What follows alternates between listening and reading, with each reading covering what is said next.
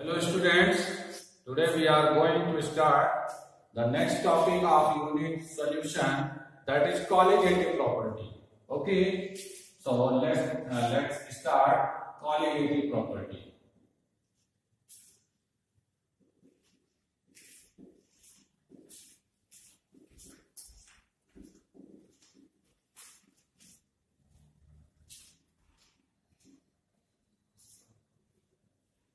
ठीक है, colligative properties of solution. ठीक है ना, कॉलिगेटिव प्रॉपर्टीज ऑफ सॉल्यूशन, इसके लिए हिंदी में जो वर्ड यूज करते हैं ना, वो आपके लिए बड़ा यूजफुल रहेगा। हिंदी में इसको कहते हैं अणु संख्य गुण धर्म। ठीक है ना, अणु मीन्स क्या होता है? मॉलिक्यूल। ठीक है ना, आप इसको पार्टिकल्स भी कह सकते हैं। संख्य मीन्स क्या हो गया? नंबर। और गुणधर्म मीन्स हो गया प्रॉपर्टीज, प्रॉपर्टी। ठीक है ना, तो इससे क्या पता चल रहा है हमको? इससे हमें ये पता चल रहा है कि सॉल्यूशन की वो प्रॉपर्टी जो number of molecules of solute and solvent पर डिपेंड करती है। All those properties of solution which are depend on the number of molecules of solute and solvent in solution called colligative property। बात समझ में आ रही है आपको? ठीक है ना, अच्छे से एक बार फिर से समझ लीजिए। all those properties which are dependent on the number of molecules of solute and solvent in the solution called colligative property। ठीक है, अब जो कॉलिगेटिव प्रॉपर्टी है वो कौन कौन सी है, हम उनके बारे में लिख लेते हैं। ठीक है ना, तो कॉलिगेटिव प्रॉपर्टी नंबर 1 क्या है? नंबर 1 है relative lowering in vapour pressure. Relative lowering in vapour pressure. ठीक है ना, relative lowering in vapour pressure. Second, elevation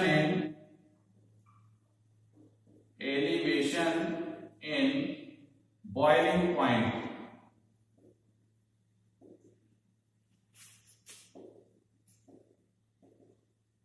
ठीक है, तीसरा कौन सा है आपका? Depression in freezing point.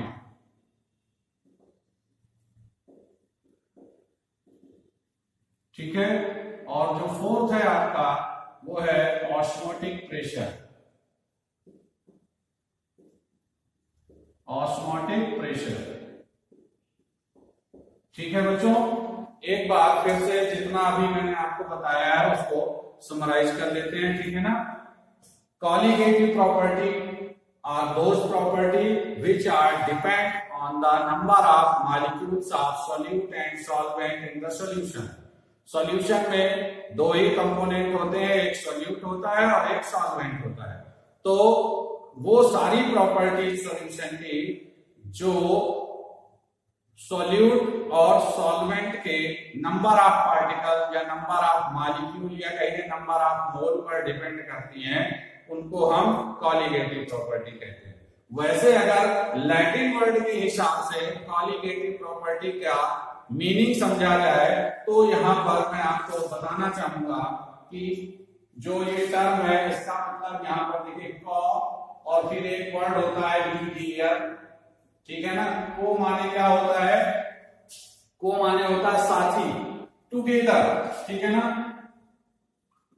Together. और लीगियर मीन्स क्या होता है? बाइंड। ठीक है ना, साथ साथ जुड़ना, ये कॉलिगेटिव का मतलब होता है। लेकिन यहां पर प्रॉपर्टीज जो हैं वो सारी की सारी प्रॉपर्टीज केवल और केवल number of molecules of solute या सॉल्वेंट या फिर दोनों के नंबर ऑफ मॉलिक्यूल पर डिपेंड करते हैं। इसलिए आप ध्यान रखिएगा कॉलिगेटिव प्रॉपर्टी 4 है। कौन कौन सी है? Relative lowering in vapour pressure, elevation in boiling point, depression in freezing point and osmotic pressure. बात समझ में आ रही है? तो चलिए स्टार्ट करते हैं। First colligative property that is relative lowering in vapour pressure. relative lowering in vapor pressure।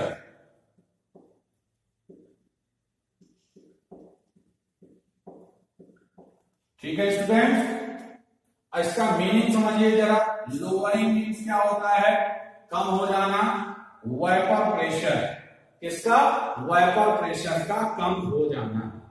चलिए फिर से एक बार हम पिछले टॉपिक को याद करते हैं। देखिए मान लीजिए आपने कंटेनर लिया, ठीक है, इस कंटेनर में आपने लिक्विड भर रखा है,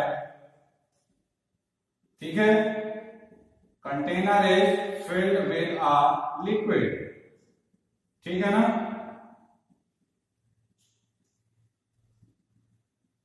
और ये जो है लिक्विड के मॉलिक्यूल हैं जो अपर सरफेस पर हैं, ठीक है ना, क्लियर।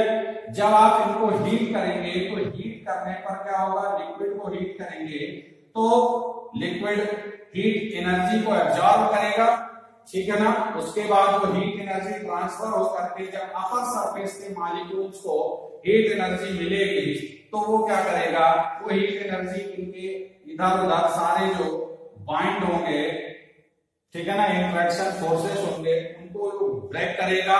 उसके बाद वो मॉलिक्यूल एनर्जी को एब्जॉर्ब करेंगे और उनकी काइनेटिक एनर्जी बढ़ेगी। काइनेटिक एनर्जी बढ़ने के बाद ये जो मॉलिक्यूल है अपर सरफेस के, ये क्या है? एस्केप कर जाएंगे। They leave the surface of liquid and escape and form vapour, ठीक है ना। अब ये जो वेपर है, ये जितना प्रेशर एक्सर्ट करेगी that is called vapour pressure. क्या कहते हैं उसको? वेपर प्रेशर कहते हैं, ठीक है ना। अब ये relative lowering in vapour pressure है, तो जरा सोचिए कि लोअरिंग इन वेपर प्रेशर कब होता होगा या लोअरिंग इन वेपर प्रेशर होने का कारण क्या है? तो जरा ध्यान से देखिए, याद करिए कि कभी आप किचन में चाय बना रहे हैं, ठीक है ना, आप केवल पानी को बॉयल कर रहे हैं तो पानी जो है वो 100 डिग्री पर बॉयल कर जाता है। लेकिन जब आप चीनी को उसमें डाल देते हैं तो क्या वो 100 डिग्री सेल्सियस पर बॉयल करता है? नहीं करता है, वो और ज्यादा टेम्परेचर पर बॉयल करता है। क्या रीजन है उसका? उसका रीजन ये है कि जब आप किसी लिक्विड में नॉन वोलाटाइल सॉल्यूट, समझ रहे हैं ना, नॉन वोलाटाइल, नॉन वोलाटाइल मतलब क्या हो गया? जिनकी वेपर नहीं बनती। नॉन वोलाटाइल का मतलब है जिनकी वेपर नहीं बनती, जिनका इवोपरेशन नहीं होता, जिनका सब्लिमेशन नहीं होता। बात समझ में आ रही है? उनको हम क्या कहते हैं? Non volatile.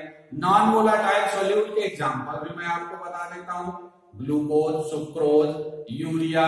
बात समझ में आ रही है? बेंजोइक एसिड, इस तरीके के बहुत सारे एग्जांपल हैं, ठीक है ना। वो नॉन वोलाटाइल सॉल्यूट के रूप में यूज किए जाते हैं। और जब आप इसमें नॉन वोलाटाइल सॉल्यूट यूज करेंगे तो नॉन वोलाटाइल सॉल्यूट यूज करने पर क्या होगा?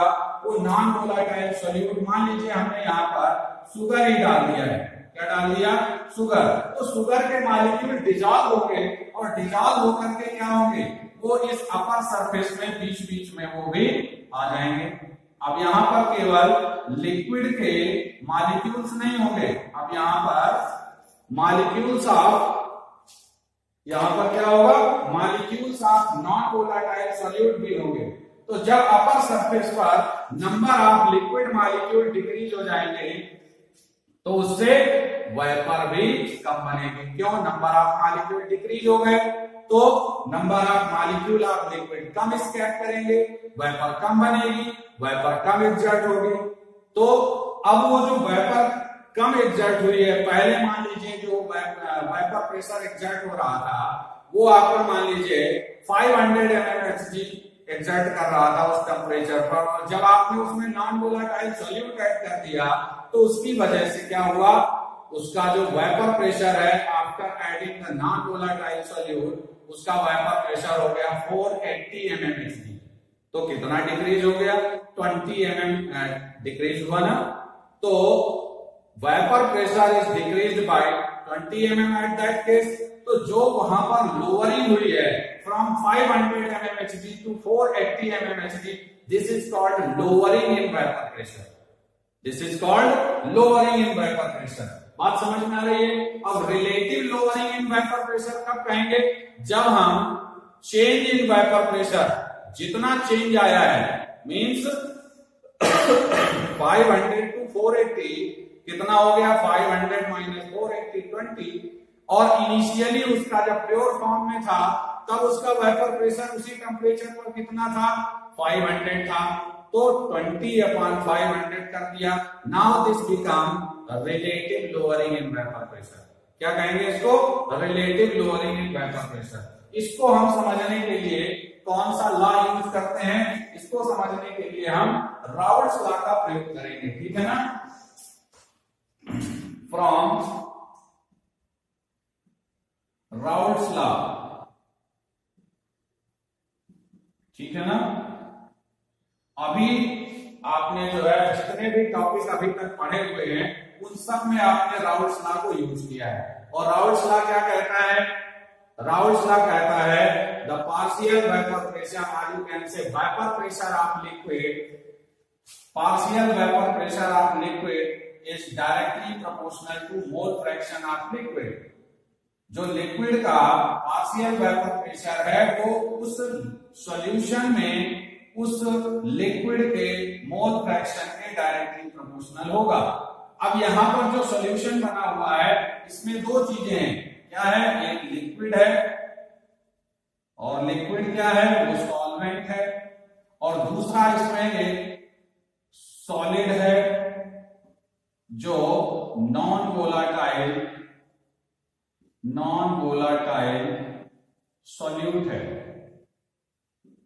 बच्चों बात समझ में आ रही है। तो अब नॉन वोलाटाइल सॉल्यूट का तो वेपर प्रेशर आएगा नहीं, वेपर प्रेशर किसका आएगा, किसी लिक्विड का ही बनेगा। तो देखिए इसके केस में जब हम लेंगे तो वेपर प्रेशर आप लिक्विड यहां पर क्या बनेगा, P is equal to P not into X, ठीक है ना। बात समझ में आ रही है। ये यहां पर जो P है वो क्या होगा, वो पार्शियल वेपर प्रेशर बन जाएगा आफ्टर, या ये कह सकते हैं vapour pressure of liquid after mixing the non volatile solute, ठीक है ना। बिफोर मिक्सिंग P नॉट था, आफ्टर मिक्सिंग P हो गया। बात समझ में आ रही है। तो अब हम यहां पर चूंकि दो कंपोनेंट हैं तो लिक्विड के लिए हम यहां पर क्या यूज कर लेते हैं, X1, क्या यूज कर लेते हैं, X1, ठीक है ना। अच्छा क्यों, मोल फ्रैक्शन ऑफ सॉल्वेंट भी होगा, मोल फ्रैक्शन ऑफ सॉल्यूट भी होगा। मोल फ्रैक्शन ऑफ सॉल्वेंट क्या हो गया, X1, और मोल फ्रैक्शन ऑफ सॉल्यूट क्या हो जाएगा, X2 हो जाएगा। क्लियर हो रहा है आपको। और आपको एक बात और भी पता है, X1 plus X2 is equal to क्या होता है, 1 होता है, ठीक है ना। तो X2 इज इक्वल टू क्या हो जाएगा, 1 माइनस X1 हो जाएगा, या ये कह सकते हैं X1 इज इक्वल टू क्या हो जाएगा, 1 माइनस X2 हो जाएगा। ये सारी चीजें आपको पहले से ही पता है, ठीक है ना। अब हम क्या करते हैं, यहाँ पर X1 की वैल्यू को यहाँ पुट कर देते हैं, तो P इज इक्वल टू क्या बन जाएगा, P नॉट 1 माइनस X2 कर देंगे ना। अच्छा P नॉट को अंदर जो है आप मल्टीप्लाई करिए तो P इज इक्वल टू क्या हो गया, P not minus P not X2 हो जाएगा। इस पोर्शन को आप इधर ले आइए और इसको आप इधर ले जाइए, ठीक है ना। तो अब इससे क्या बन जाएगा आपका, देखिए जरा, P not X2 is equal to क्या बोला आपको, P नॉट माइनस P, ठीक है। X2 इज इक्वल टू क्या हो जाएगा, P not minus P upon P not, यही तो बन जाएगा। X2 क्या है, this is mole fraction of this is mole fraction of non-volatile solute, ठीक है ना। और ये जो बन गया यहाँ पर देखिए P not minus P, this is lowering in vapour pressure upon P not कर दिया, तो ये पूरा का पूरा क्या बन गया, this is relative lowering in vapour pressure. क्या कहेंगे इसको, relative lowering in vapour pressure. और इसी से स्टेटमेंट बना दीजिए। तो relative lowering according to Raoult's law, relative lowering in vapour pressure, relative lowering in vapour pressure is equal to the mole fraction of non volatile solute present in the solution. बच्चों बात समझ में आ गई, ठीक है ना। इसी से आप लोग न्यूमेरिकल को भी सॉल्व कर लेंगे, ठीक है ना। एक बार मैं इसको फिर से आपको पूरा समझा देता हूं, ठीक है। हमने टॉपिक स्टार्ट किया है relative lowering in vapour pressure, और मैंने आपको बताया कि when a non volatile solute is added in the liquid then molecules of non volatile solute comes on the surface of liquid after dissolving, due to which number of molecules of liquid on the upper surface become less, due to which the vapor of liquid become less, due to which vapor pressure of liquid become lower than the pure form। बात समझ में आ गई। This lowering in vapor pressure, this lowering in vapor pressure is only due to the adding of non-volatile solute in the liquid, ठीक है ना। अब जब हम यहाँ पर राउट्स लॉ अप्लाई करते हैं तो राउट्स लॉ क्या कहता है, राउट्स लॉ कहता है कि partial pressure of liquid is directly proportional to mole fraction. इसको हम बार बार यूज करते हैं, और हमें पता है कि जब ये टू कंपोनेंट सिस्टम है, एक लिक्विड है एक आपका सॉलिड है, ठीक है ना, दोनों के मोल फ्रैक्शन का सम 1 होगा। तो जब हम मोल fraction of non volatile solute के रेस्पेक्ट में यहाँ पर फॉर्मूला बनाएंगे तो हमको क्या मिल जाएगा, उससे हमको मिल जाता है x2 is equal to P not minus P upon P not, ठीक है ना। वेयर मैं यहाँ पर लिख दे रहा हूं, where x2 mole fraction of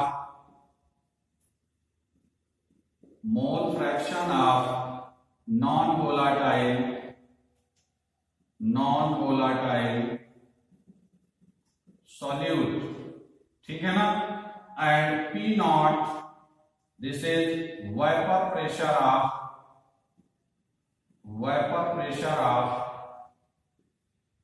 solvent in pure form, ठीक है। P क्या है, वेपर प्रेशर ऑफ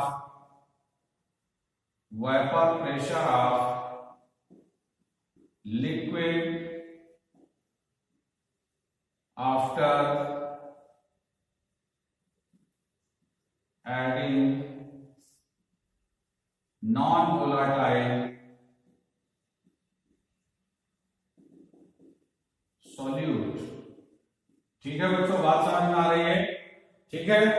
तो अब यहां पर ये जो P not minus P upon P not है, देखिए सॉरी P नॉट लिखना मैं भूल गया था, P नॉट है, this is relative lowering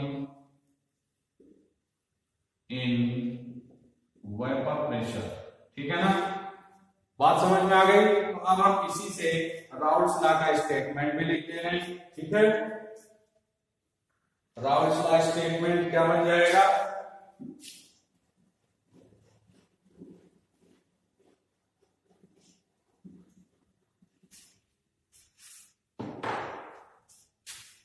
relative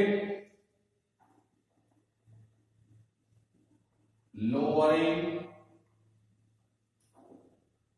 in vapor pressure of liquid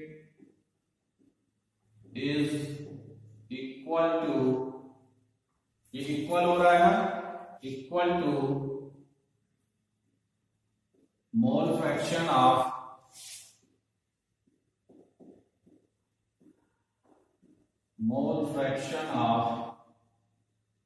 non volatile solute.